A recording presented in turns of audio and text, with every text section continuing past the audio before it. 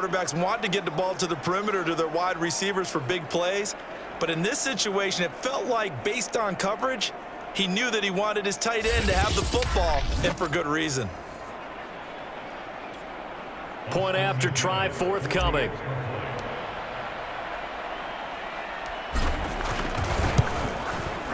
And it is up. And it's good. That'll make our score 10-3 now. Well, they got the ball in great field position. One play later, boom, end zone.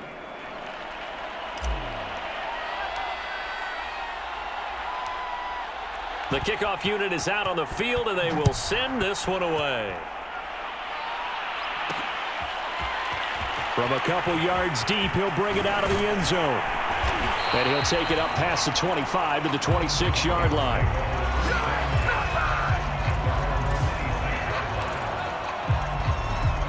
The Minnesota offense about ready to get this next drive underway. And following the interception, we'll see what they can put together on this drive. I can hear my old college coach right now. He always used to tell us before every game, the team making the fewest mistakes will win. What they're hoping is that that last mistake is their only one of the game. Coaches, that's all they talk about, turnovers, right? Minimizing those and maximizing opportunities.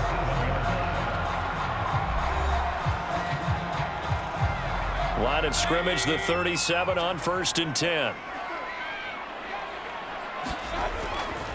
On the handoff, it's Madison.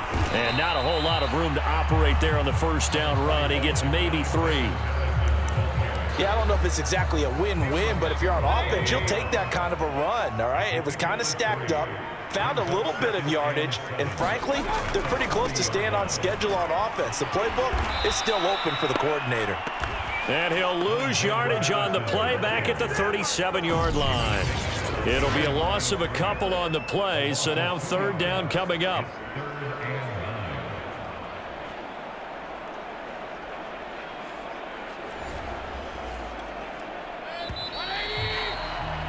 (10-3) our score after one here on EA Sports.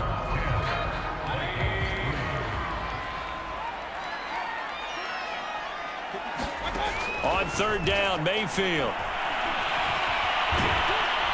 And he's taken down. This will be a Brown sack. Stephon Tuitt gets in there to drop him for a loss of 13 yards, and it's also 4th down now. Stephon Tuitt bounced back from injury in 2019 to fashion together a heck of a season in 2020. Top 10 in the NFL with a career-high 11 sacks. He's one of the best interior defenders in the game. So on 4th down, here's Johnny Hekker to punt it away. Only 2 punts for him last week in the loss as he gets this one away. Calls for the fair catch, makes the fair catch just inside the 15-yard line. A big boot that time, 57 yards the official distance. And the Browns will take over with a 1st and 10 deep in their own territory.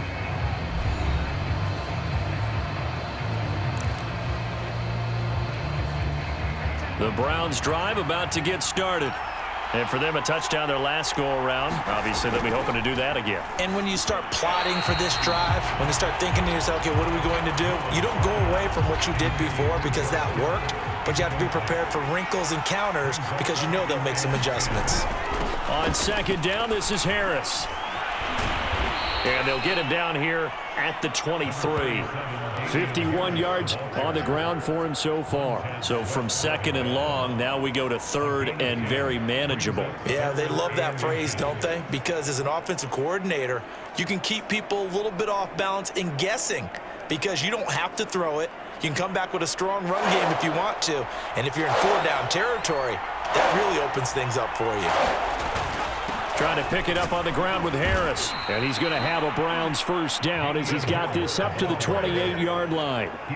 Just about every coach we talk to says the crowd shouldn't affect us. That shouldn't be an issue. And in the next breath, they talk about taking the crowd and taking them out of the game by picking up 1st downs and keeping them at bay. I think we just saw an example of that there, didn't we? Important to do, especially early in the game like they have. And he's going to have a Browns 1st down as he's able to get this up past the 40. Now, this is an example of breaking down a defense because on a lot of these runs, he's getting past the point of attack, and guess what he's doing? Forcing the secondary guys to have to make a lot of tackles.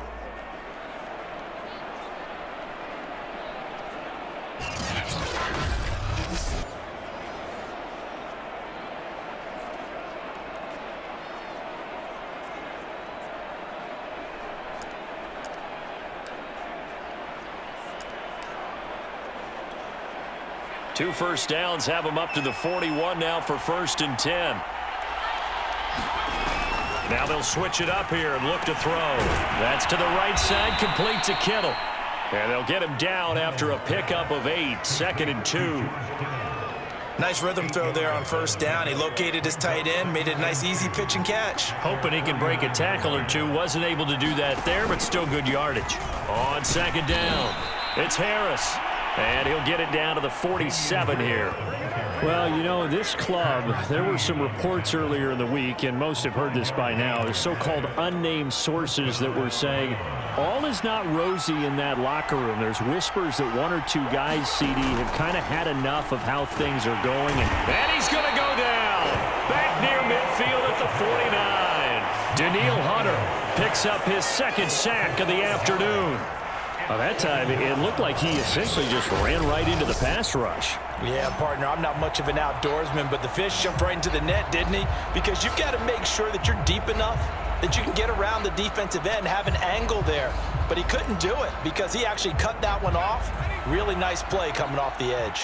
So after a rare misstep on this drive, they'll try to make amends on 2nd and 15. There's a throw over the middle. It's taken in by his tight end. One play at a time. Here we go. And all the way in. Touchdown, Cleveland. George Kittle, his 2nd touchdown of the game, his 3rd on the year. And the Browns add on to their lead. Oh, they pitch to the tight end. It's a fake. Okay, they went for the fake off of the extra point attempt. It's a long way to go, and they didn't get there. Didn't get it completed successfully. Did someone dare them to do that? Did someone double dog dare them I was to do going to that? ask you, What was maybe that? they saw something on film, but do you see something on film when those to try something from the 15 on the PAT? I don't know. The only thing they needed to see on film there was a snap, a hole, and someone kicking the ball through the post. Well, look at the running back, the man out of the backfield as he gears up to go again. He's just been looking for some space. Yeah, I'm not going to pin it on him or the offensive line, but they need to get this run game going better. Sometimes you just have to credit the defense. They came in with a plan themselves. So I think now you try and mix things up a little bit.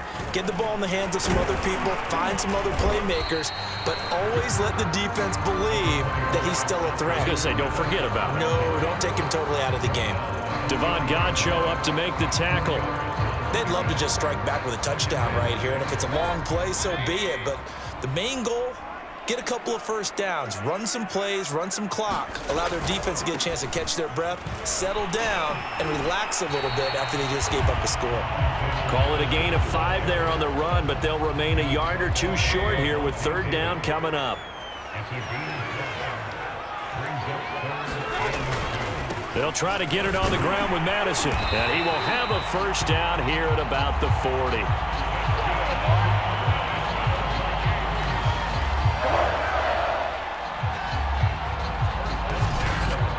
2 minutes remaining in this 1st half of football. And we'll remind you that coming up at halftime, we'll join Jonathan Coachman and the gang in Orlando. Coach will have stats and scores from the early games going on here around the NFL. Here's a throw to his running back. It's complete. They'll contain him to just 4. 2nd down.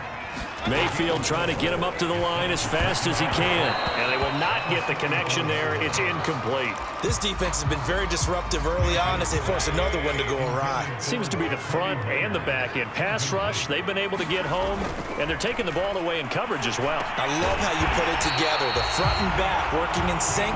Only way to play good defense. 1st down now, but that clock rolling. Meanwhile, Mayfield's throw is caught here by Anderson. And he just falls short down at the 1-yard line. A big play there for Minnesota. And that might be exactly what they needed to wake up this home crowd. They haven't given them much to cheer for so far. And never underestimate the effect the home crowd with you can have on a game.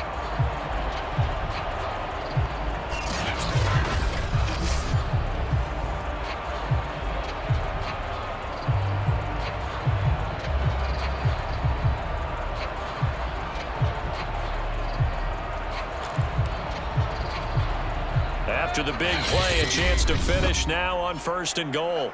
Now, rather than risk anything, Mayfield here, he's going to call a timeout, as the stoppage will come with a little under a minute to go in this first half. 1st and goal, and they got to be thinking a chance to get right back into this football game. They'll try to run with Madison, and he'll get in. Touchdown, Minnesota. His 3rd rushing touchdown on the year, number 6 overall. And the Vikings get a late score here in the final minute of the first half. So it was the passing game that got him down here, but closer to the goal line, it's the running game that gets him home. Certainly appears that they lulled the defense into thinking that the passing game was going to be it the entire drive. Nice change up there going to the running game to get them over the goal line. Extra point right down the middle, and the lead will shrink to 6. Set now to kick this one away, and off it goes. Joe Reed going to return it from his end zone. And they'll get him down right around the 25, actually the 26 officially, so a net gain of 1 there. There again is the running back as he trots onto the field. And he's well on his way to a 100-yard game. He's already more than halfway there. We're only in the 2nd quarter. And what I've always loved about running backs is they'll tell you, I had no idea how many yards I had. Right. Those guys have an innate sense of where they are in a ball game and how many yards they've accumulated, because you know they're always working towards 100. He's been working well towards 100 here. Rolling to his right. Now on the run. He'll throw it back deep over the middle. This is caught inside the 15. And all the way in. Touchdown, Cleveland. Rashad Bateman with his first career NFL touchdown. And the Browns are able to strike quickly for 6. That's a pretty quick response to that last touchdown drive, and it seemed like they had maybe given up momentum. Not so fast. No, not at all, because they end up pushing the lead up once again, and you're exactly right. Thought momentum might have been shifting. Instead, they grabbed old Mo, didn't let him get to the opposite sideline. Point after, right down the middle. And the lead now stands at 13. The long touchdown pass gets them 6 on a very, very tidy 2-play drive that time.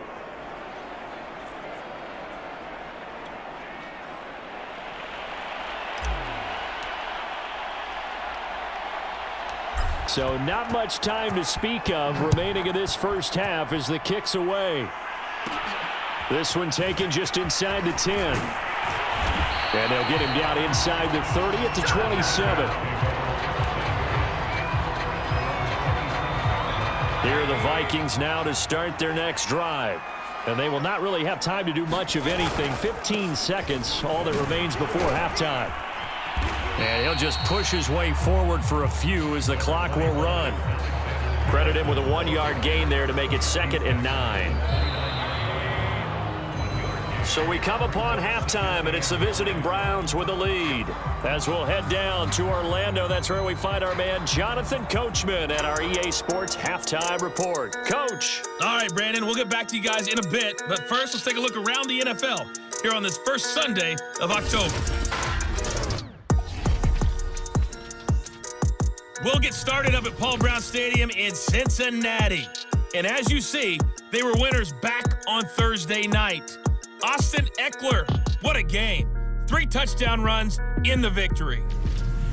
From there, let's head to AT&T Stadium as we check out the Cowboys at home in Dallas. And for the moment, they find themselves trailing the visiting Carolina Panthers.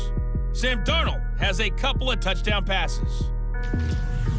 Finally, we finish at MetLife Stadium to see what's going on with the Jets. And that game is tied as they take on the visiting Tennessee Titans. Meanwhile, it was Nick Mullins with a strong first half throwing the football. His 3 touchdown passes have his guys